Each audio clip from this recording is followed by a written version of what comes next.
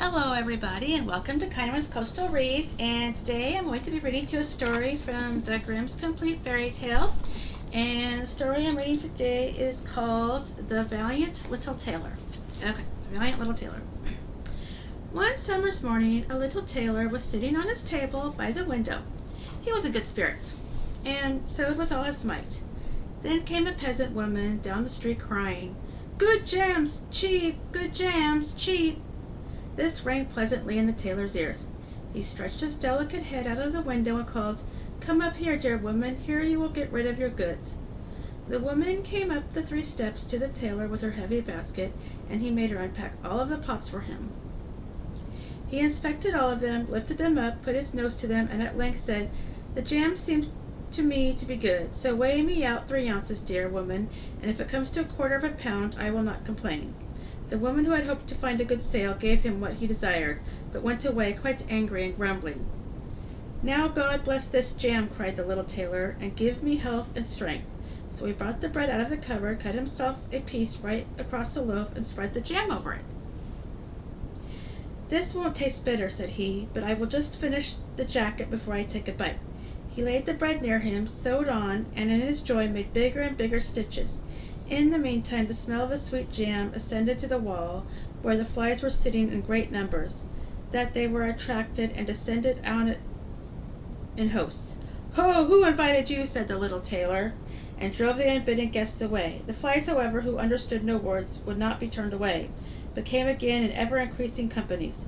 The little tailor at last lost all patience, and got a bit of cloth from the hole under his work-table, and saying, "Wait, and I will give it to you," struck it mercilessly on them. When he drew it away and counted, there lay before him no fewer than 7 dead, and with legs stretched out.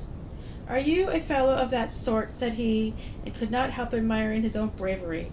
"The whole town shall know of this." And the little tailor hastened to cut himself a girdle, stitched it, and embroidered on it large letters, 7 at one stroke. "What, the town," he continued, "the whole world shall hear of it," and his heart wagged with joy like a lamb's tail. The tailor put on the girdle and resolved to go forth into the world, because he thought his workshop was too small for his valor. Before he went away, he sought about in the house to see if there was anything which he could take with him. However, he found nothing but old cheese, and that he put in his pocket. In front of the door he observed a bird which had caught itself in the thicket. It had to go into his pocket with the cheese.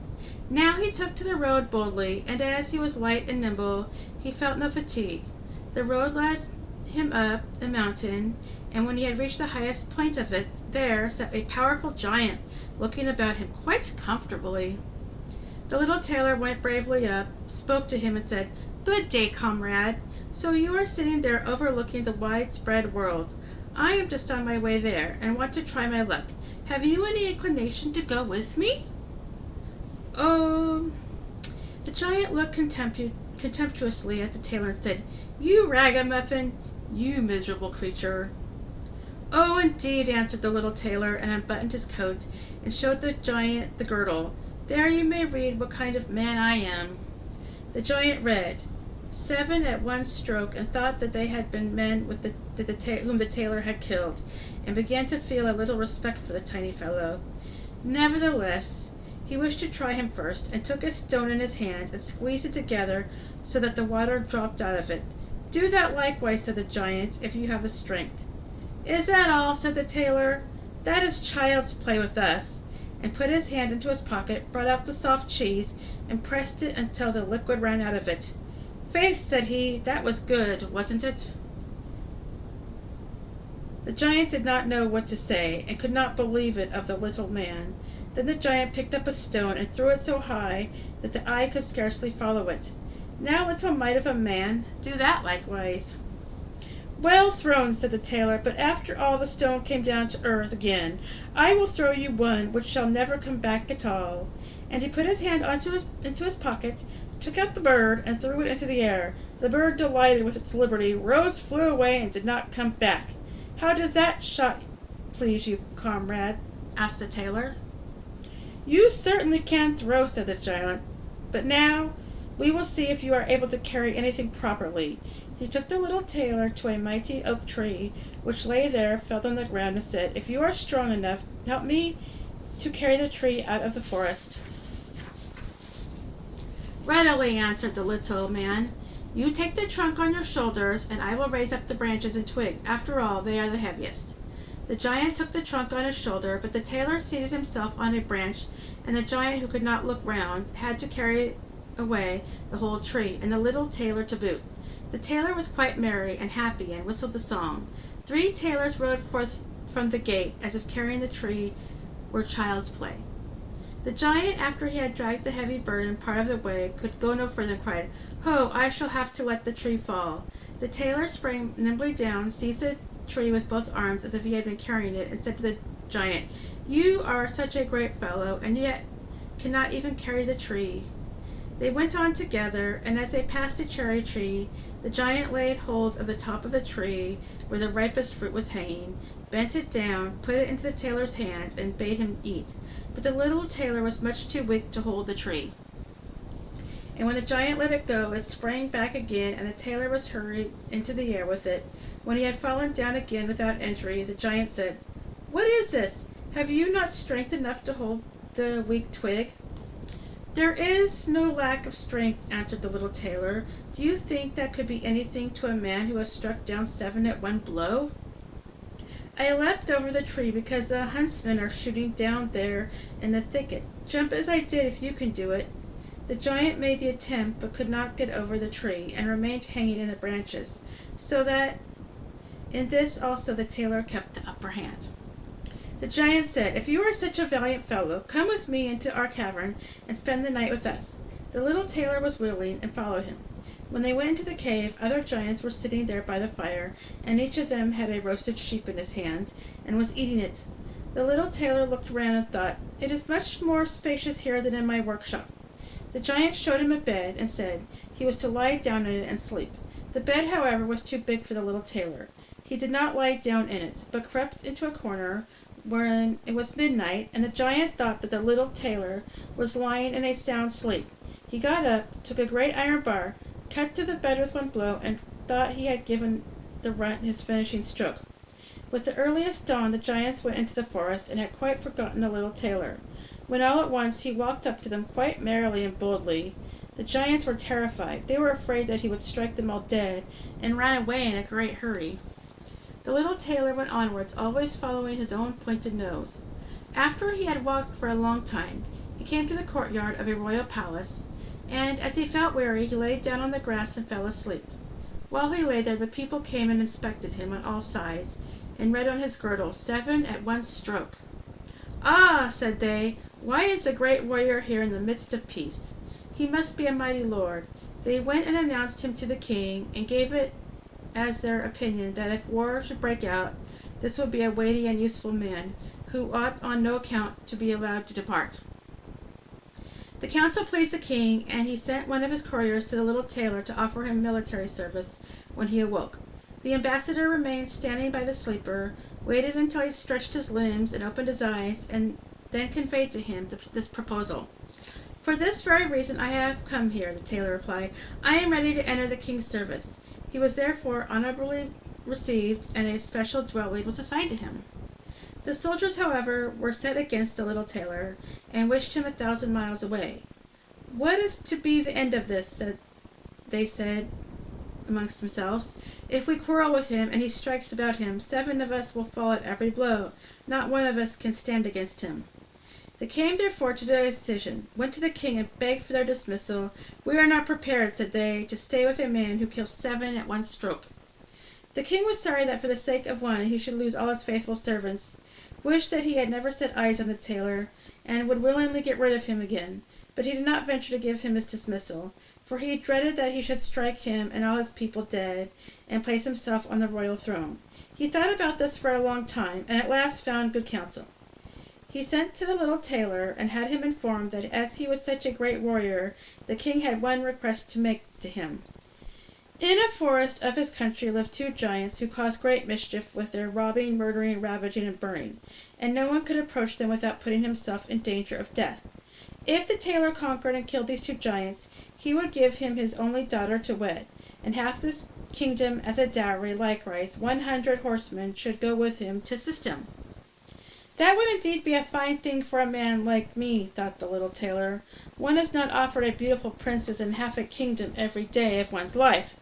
Oh yes, he replied, I will soon subdue the giants, and do not require the help of the 100 horsemen to do that. He who can hit 7 with one blow has no need to be afraid of 2. The little tailor went forth, and the 100 horsemen followed him. When he came to the outskirts of the forest, he said to his followers, just stay waiting here. I alone will soon finish off the giants. Then he bounded into the forest and looked about right and left. After a while he perceived both giants. They lay sleeping under a tree and snored so that the branches waved up and down. The little tailor, not idle, gathered 2 pocketfuls of stones, and with these climbed up the tree. When he was halfway up, he slipped down by a branch until he sat just above the sleepers, and then he let one stone after another fall on the breast of one of the giants. For a long time the giant felt nothing, but at last he awoke, pushed his comrade, and said, "Why are you knocking at me?" "You must be dreaming," said the other. "I am not knocking you." They laid themselves down to sleep again, and then the tailor threw a stone down on the second. "What is the meaning of this?" cried the other. "Why are you pelting me?" "I am not pelting you," answered the first, growling. They disputed about it for a time, but as they were weary they let the matter rest, and their eyes closed once more. The little tailor began his game again, picked up the biggest stone, and threw it with all his might on the breast of the first giant. "This is too much," cried he, and he sprang up like a madman and pushed his companion against the tree until it shook.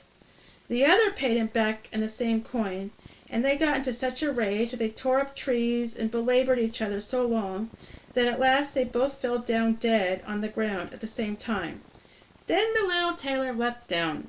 "It is a lucky thing," said he, "that they did not tear up the tree on which I was sitting, or I would have had to spring on to another like a squirrel. But we tailors are nimble." He drew out his sword and gave each of them a couple of thrusts to the breasts, and then he went out to the horsemen and said, "The work is done. I have given both of them their finishing stroke." But it was hard work. They tore up trees in their sore need and defended themselves with them. But all that is to no purpose when a man like myself comes who can kill 7 at one blow. "But are you not wounded?" asked the horseman. "You need not concern yourself about that," answered the tailor. "They have not bent one hair of mine." The horsemen would not believe him, and rode into the forest. There they found the giants swimming in their blood, and all around about lay the torn up trees.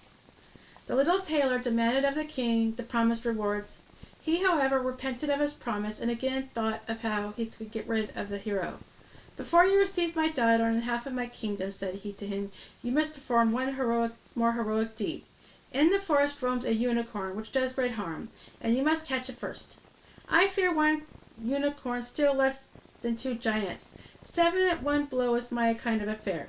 He took a rope and an axe with him, went forth into the forest, and again bade those who were sent with him to wait outside. He had to seek long. The unicorn came towards him, and rushed directly at the tailor as if he would spear him on his horn without more ceremony. "Softly, softly, it can't be done as quickly as that," said he, and stood still and waited until the animal was quite close, and then sprang nimbly behind the tree. The unicorn ran against the tree with all its strength, and struck its horn so fast in the trunk that it had not enough strength to draw it out again, and thus it was caught. "Now I have got him," said the tailor, and came out from behind the tree and put the rope round its neck, and then with his axe he hewed the tree horn out of the tree, and when all was ready he led the beast away and took it to the king. The king still would not give him the promised reward, and made a third demand. Before the wedding the tailor was to catch him a wild boar that made great havoc in the forest, and the huntsmen should give him their help. "Willingly," said the tailor. "That is child's play."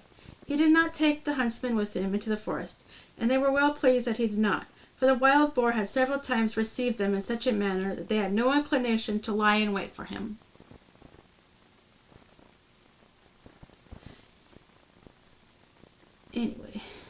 When the boar perceived the tailor, it ran at him with a foaming mouth and whetted tusks, and was about to throw him to the ground.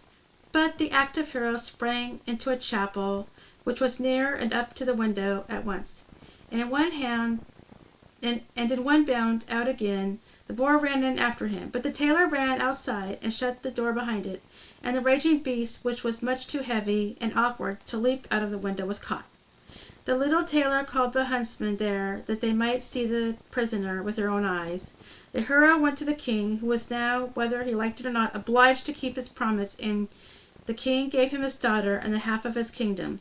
Had he known that it was no warlike hero, but a little tailor who was standing before him, it would have made his heart even less happy than it was. The wedding was held with great magnificence and small joy, and out of a tailor a king was made.